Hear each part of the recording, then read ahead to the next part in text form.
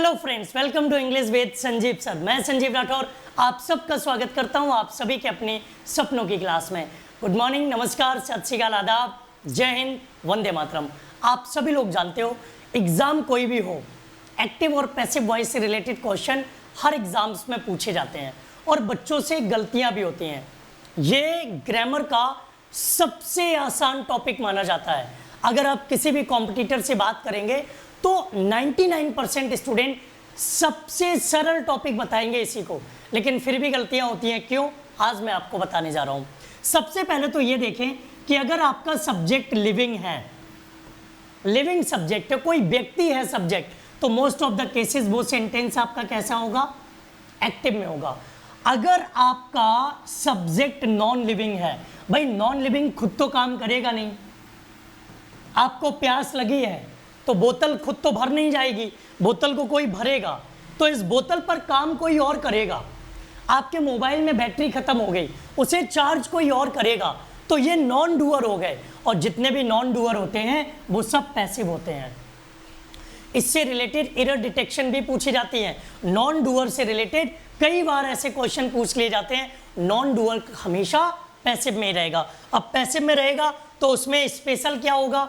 कभी भी आपके पास इज आ जाए, एम आ जाए, वाज आ जाए, वर आ जाए, आर आ जाए, इनके साथ अगर वर्ब की थर्ड फॉर्म है तो वो सेंटेंस आपका कैसा है? पैसिव में है। अगर वो पैसिव में है, नॉन डूअर सब्जेक्ट है जो काम नहीं कर सकता, जिस पर कोई और काम करेगा, तो वो सेंटेंस हमेशा पैसिव में ही होगा। भाई घर में मम्मी कहती हैं फ्रिज में बोतल भर के रख दो, आपने कह दिया बोतल भर जाओ, बोतल भर जाएगी क्या? नहीं ना, आपको भरना पड़ेगा। तो अगर हम बोतल को सब्जेक्ट बनाएंगे तो वो कैसा होगा? नॉन डूअर होगा। और नॉन डूअर को सब्जेक्ट बनाएंगे तो वो किस में होगा? पैसिव में होगा। हमने लिखा ए बोतल इज फिल्ड बाई मी। देखो इज के साथ वर्ब की थर्ड फॉर्म है, सेंटेंस किस में होगा? सेंटेंस पैसिव में होगा। ये चीजें आपको ध्यान रखनी है। इसके अलावा एक तो ये पहचान लिया, कभी भी आपके पास हैज आ जाए, हैव आ जाए, हैड आ जाए, इसके साथ अगर वर्ब की थर्ड फॉर्म है तो वो सेंटेंस भी आपका किस में है? पैसिव में। सबसे पहले तो ये पहचानना सीखो कि सेंटेंस कब एक्टिव में है, कब पैसिव में है। तो ये वर्ब आएंगे तब भी वो सेंटेंस किस में होगा? पैसिव में। इसके साथ वर्ब की थर्ड फॉर्म के साथ साथ एक चीज और होनी चाहिए, अभी जल्दी में गलत हो जाता, बीन और होना चाहिए। क्या होना चाहिए? बीन और होना चाहिए। बीन और इसके साथ वर्ब की थर्ड फॉर्म, तब वो सेंटेंस पैसिव में होगा। जैसे you have been taught by me, you have been taught by me. तो देखो यहां पर हैव के साथ बीन, बीन के साथ वर्ब की थर्ड फॉर्म, सेंटेंस किस में है?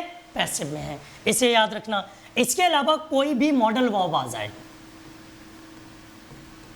मॉडल वर्ब के साथ बी है, बी के साथ वर्ब की थर्ड फॉर्म है, तो वो सेंटेंस भी आपका किस में है?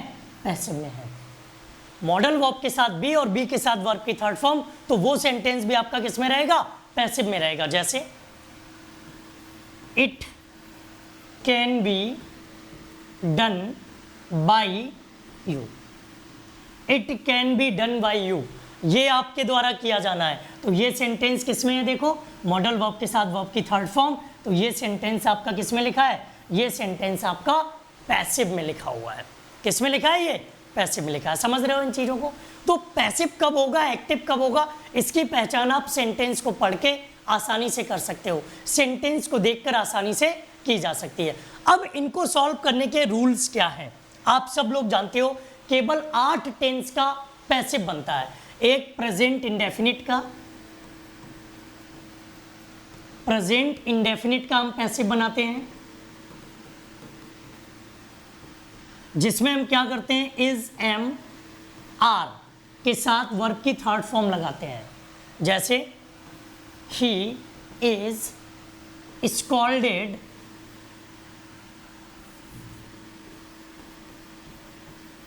By his father.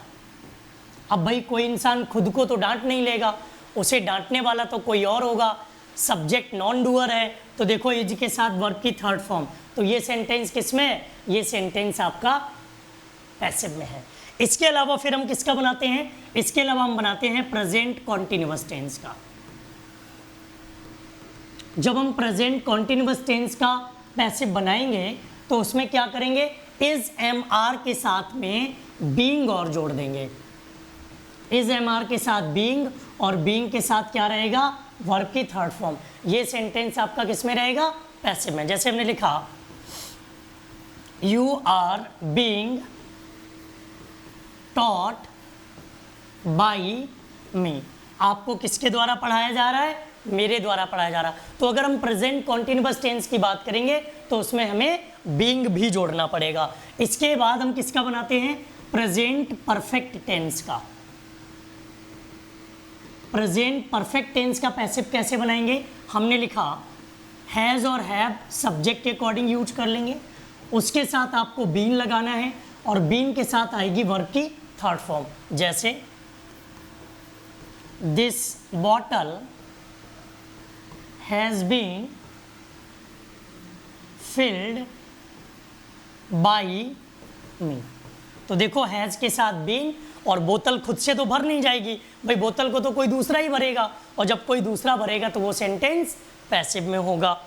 इसके बाद प्रेजेंट परफेक्ट कॉन्टिन्यूअस टेंस का बनाते नहीं है क्योंकि उसकी helping verb has been have been होती है, जिसका प्रयोग हमने पहले ही कर लिया है। अब हम बात करेंगे अगला चौथा टेंस है पास्ट इंडेफिनिट टेंस का।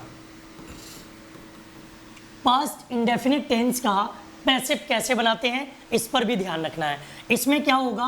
बाज और बर के साथ हम वर्ब की थर्ड फॉर्म का यूज करेंगे। जैसे it was solved by you. तो देखो बाज के साथ आपको वर्ब की थर्ड फॉर्म दिख रही है। ये सेंटेंस किस में है? ये सेंटेंस आपका पैसिव में है। इसके बाद बनाते हैं पास्ट कॉन्टिन्यूअस टेंस का। पास्ट कॉन्टिन्यूअस टेंस के अगर हम पैसिव की बात करें तो पास्ट कॉन्टिन्यूअस टेंस का पैसिव कैसे बनता है? बाज बर आ जाएगा, उसके साथ बीइंग आ जाएगा और बीइंग के साथ हम वर्ब की थर्ड फॉर्म का यूज करते हैं। जैसे I was being cheated by a thief. हमें एक चोर के द्वारा धोखा दिया गया था या ठगा गया था। तो ये पास्ट कॉन्टिन्यूअस का हो गया। पास्ट परफेक्ट टेंस का देखो कैसे बनाएंगे? Past perfect tense. Past perfect tense की अगर हम बात करें तो पास्ट परफेक्ट टेंस में वही हैड बीन, और हैड बीन के साथ वर्ब की कौन सी फॉर्म आएगी? Third form. जैसे she had been scolded by her mother. उसे उसकी माता जी के द्वारा डांटा गया। तो देखो हैड बीन आ गया आपके सामने हैड के साथ। अब पास्ट परफेक्ट कॉन्टिन्यूअस टेंस का पैसिव नहीं बनेगा। क्यों? क्योंकि उसकी हेल्पिंग वर्ब हमने पहले यूज कर ली। अब बचा future indefinite tense. Future indefinite tense. Future indefinite tense में क्या होगा? विल बी और शैल बी, इनके साथ आपको वर्ब की कौन सी फॉर्म यूज करनी है? इनके साथ आपको वर्ब की थर्ड फॉर्म का यूज करना है। कैसे यूज करेंगे जरा ध्यान दीजिएगा। हमने लिखा I shall be punished by my teacher. मुझे किसके द्वारा पनिश किया गया? मुझे मेरे टीचर के द्वारा पनिश किया गया। तो I shall be punished by my teacher. देखो शैल के साथ वी आया, और जब भी बी आएगा तो बी के साथ वर्ब की थर्ड फॉर्म का यूज करेंगे। फ्यूचर कॉन्टिन्यूअस टेंस का पैसिव नहीं बनता है क्योंकि उसकी helping verb shall be will be होती है और उसका प्रयोग हमने कर लिया। अब हम बात करेंगे फ्यूचर परफेक्ट टेंस की। फ्यूचर परफेक्ट टेंस का हम पैसिव कैसे बनाएंगे? तो फ्यूचर परफेक्ट टेंस में क्या करेंगे? शैल हैव बीन और हम विल हैव बीन का यूज करेंगे पैसिव में। और आप जानते हो पैसिव में वर्ब की कौन सी फॉर्म आती है? पैसिव में वर्ब की थर्ड फॉर्म आती है। जैसे you will have been punished by me. ये देखो आपके जो भी बेसिक रूल्स हैं वो हमने आपको इस वीडियो से कवर करा दिए। अगर आप इनिशियल स्टेज पर सीखना चाहते हैं, शुरुआती लेवल से सीखना चाहते हैं, तो वो सारे रूल्स हमने आपको यहाँ पर करा दिए। इसी तरह के और वीडियोस के लिए हमारे चैनल को सब्सक्राइब करें, बेल आइकन पर क्लिक करें ताकि आपको मेरी क्लासेस के सभी नोटिफिकेशन मिलते रहें। इसके अलावा आप सब लोगों को इस वीडियो को लाइक करना है और शेयर करना। अगर आप मेरे व्हाट्सएप ग्रुप में जुड़ना चाहते हो, जो मेरा इंडिविजुअल व्हाट्सएप ग्रुप है, तो आपको इस सवाल का जवाब देना पड़ेगा। सवाल है नेचर इज लव्ड। ये है आपके सामने पैसिव, और इस पैसिव का आपको बनाना है एक्टिव। अगर आपका सही जवाब होता है, कमेंट बॉक्स में इसका सही जवाब करना, और मैं आपको जोड़ूंगा अपने पर्सनल व्हाट्सएप में। इस नंबर पे कॉल करके आप मुझसे बात भी कर सकते हो, गाइडेंस भी ले सकते हो, अपनी प्रॉब्लम का सॉल्यूशन भी पा सकते हो। तो ज़रूर इस सवाल का जवाब दें और जुड़िए मेरे व्हाट्सएप ग्रुप के साथ। थैंक यू, जय हिंद।